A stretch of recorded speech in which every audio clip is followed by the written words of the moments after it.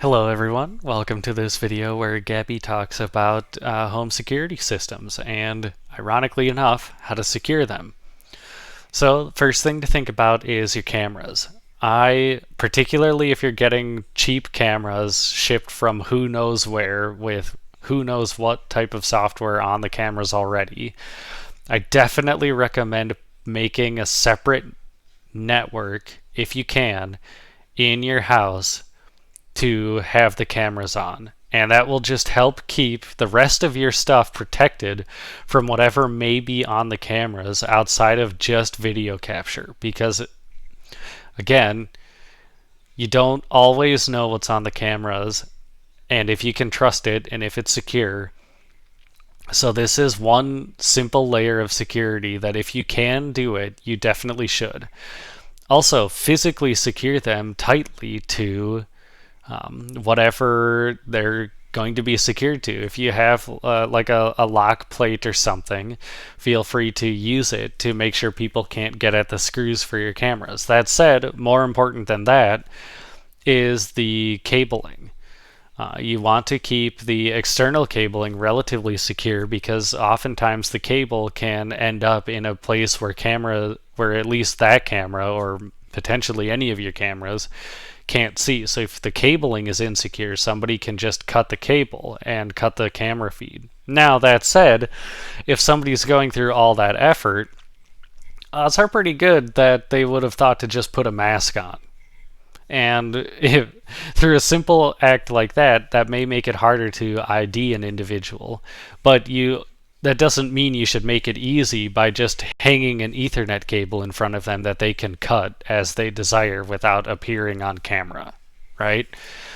The next is software. I talked a little bit about this in the software video, but I also recommend keeping whatever device is running on your software on a separate LAN, or at least on an operating system that you can really trust to not break your faith, right? Something that you're going to keep up to date and don't have to worry about. And I really do not recommend exposing this to public networks, or often called the WAN. And the reason is that you really just, I've said it before, but you really just don't want this getting out to the public in any way. And most software is not going to be kept secure enough to be accessible from the public in a good, secure way. Rate Gabby. So, with that in mind, there are some ways to allow that and keep it relatively secure, but the options are really pretty limited in terms of security, and there's really no way to do it that's 100%. It's just you do get to a point eventually where, like, if it's good enough for a business, why wouldn't it be good enough for me sort of attitude. But there's no reason, unless you absolutely need that feature, there's no reason to go hunting for it. And then storage. Just, this is more physical than anything. Lock it up, hide it really well, and this is the only device in the whole system. This is the only device that holds everything. If I know where your video is stored, I could break into your house, not wearing a mask, hold my ID up in front of a camera, right, or in front of all the cameras, and then take your storage.